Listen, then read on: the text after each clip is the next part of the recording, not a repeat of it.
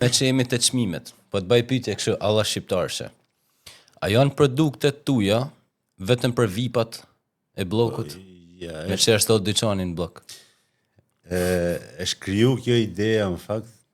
Është kriju edhe është shumë e vërtet që është kriju si ide sepse ne sot jemi në një fazë që kushdo që blen tek ne, përveç se e promovon ushqimin ton të miqtë e vet, po ka shumë edhe që e postojnë në rrjetet sociale.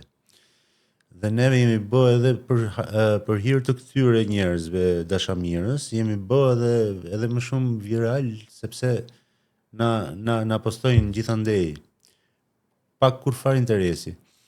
Dhe është kriju ideja që blejnë vetëm VIP-at se ato e postojnë. Po. Po nuk kemi kaq shumë VIP-a. Okay.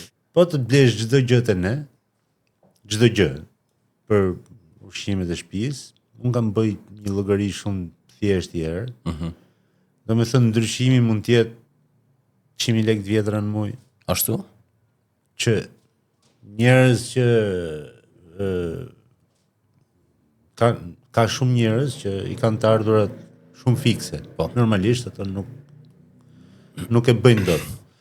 Po një njeri që ka një pag, ka një përqindje, ka një punë, një biznes, një kështu, domethënë që një muaj merr çik më shumë, një muaj çik më pak, arrin ta përballoj se nuk është ne qameti më madh tash, po ta mendosh. 100.000 lekë në muaj të vjetra, 100.000 lekë të vjetra në muaj mund, nuk e di.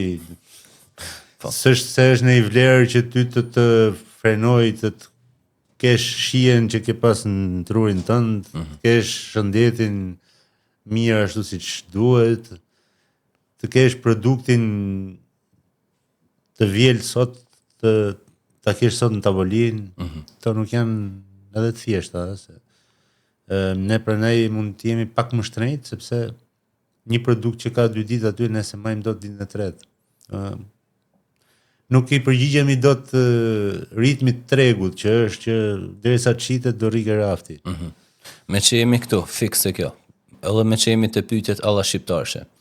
Sa lekë në ditë të bëhen firo, sepse me që mani produktet vetëm fresta, maksimumi 1-2 ditë edhe ju duhet t'i hiqni. Ta them drejtën fare. Nuk e kam bë llogarinë se më dhem kokë. Okay. Po është e frikshme domethënë. Okej. Më mirë mos na thuaj se. Është e frikshme edhe se kam bë, nuk i kam hyrë ndonjëherë. E kam bën fillim fare, po në fillim fare ishte shumë pak në krahasim me tani. Marian, po pse si mano burr? Edhe 3-4 ditë, një javë produktet. Po do i shes atë herë, kuptoj, e sigurt që do i shes. Po do lej shihet keqe. E kuptoj. Domethënë klienti nuk do ngelet i kënaqur. Domethënë ne kemi gabime, domethënë neve na shpëtojnë. Na ka ndodhur me frutat e pyllit, edhe me pulat e fshatit. Na ka ndodhur që kemi shit një pul që ka pas aromë të keqe.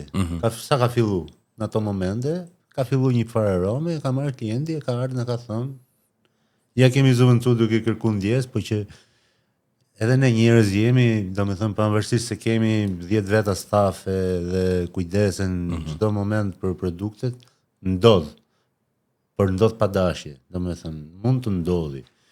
Kurse ti kur e ke me vedi mënyrë pune, atë gjë do ndodhi aq shpesh sa që e kuptoj. Nuk ka më mundësi që të kesh klientel stabil edhe të kënaqur.